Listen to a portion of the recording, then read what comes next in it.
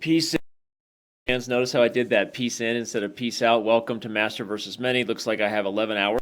And we just crossed 3,000 players in the game. Way to go, everybody. Way to go, Team World. Way to band together. Take down this overrated, overhyped. It's hard to say I'm overrated when I don't even consider I was ever, it was ever accurate. So I don't know about that.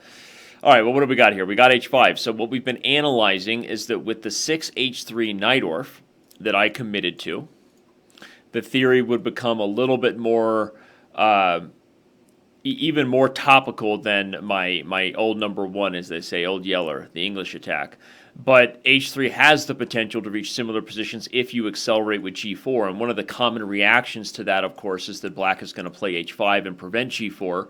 Both because the G4 pawn can be annoying to go to G5, and if this pawn got here and removed the knight, that opens up more access to the weak light squares.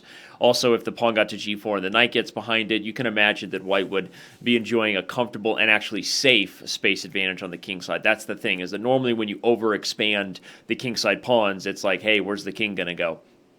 But in this position, because white's castling long, that's really not the case. So H5 is theory, and as I said last time, I remember that now I have two main moves. I think. Oh, I really need to start using the advantage, because technically in vote chess, I'm sure all of you are checking opening databases and what's the right move to play, and none of you, of course, are checking engines, because we don't do that on chess.com, and that's illegal.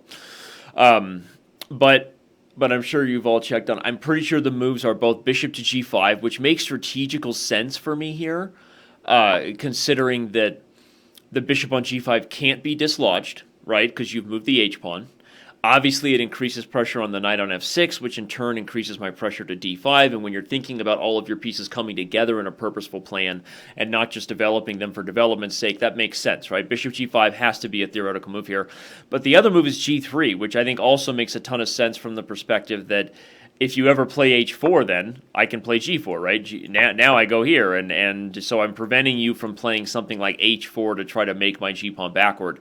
Also, if I don't play g3, how's the bishop getting developed, right? So I can commit the bishop to g5, but then I gotta kind of figure out what to do with the knights in order for this guy to get out. I'm being general and analyzing a position that I know probably the best theoretical decision has already been decided for. But most of my analysis this morning has been focused on the candidates, like everybody else, as we turn out those videos. If you haven't been checking out our candidates videos on the main chess.com channel, go ahead and do it, YouTubers. But I think I'm going to go with g3, because again, I'm kind of pulling on my recollection of MVL playing this line recently, as well as Hare Krishna, I think, and I think that I don't see bishop g5 going away. I think I can still play it. Now, technically, if g3, b5, bishop here, b4, knight d5, knight takes, queen takes, rook a7. I feel like this has all been played before. I feel like this is all theory.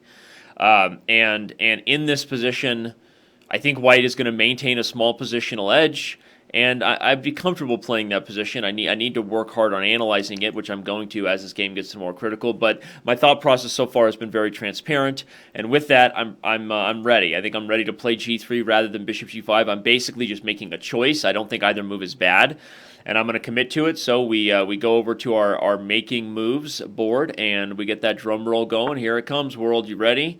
Orange button hidden by my huge noggin. You've got the huge noggin. It's like an orange on a toothpick. What movie is that? Leave it in the comments, right? That was a really bad Scottish accent. You're like, it's wobbling a cranium about. He's like an orange on a toothpick. It's got its own solar... Anyway, So I Married an Axe Murderer. Classic. Okay, here we go. Ready, set, and move is made. It is on you. World, make your move. Get your game going. Let's get confirmation that the move has gone through. Looks like it is, and we refresh. Everybody's happy to see g3 on the board. World, you have 23 hours and 59 minutes. The clock is ticking. Thank you for playing. Tell your friends about the game. Let's get more people. Let's get to 5,000 before it's over. That I think should be our mark. It'd be fun.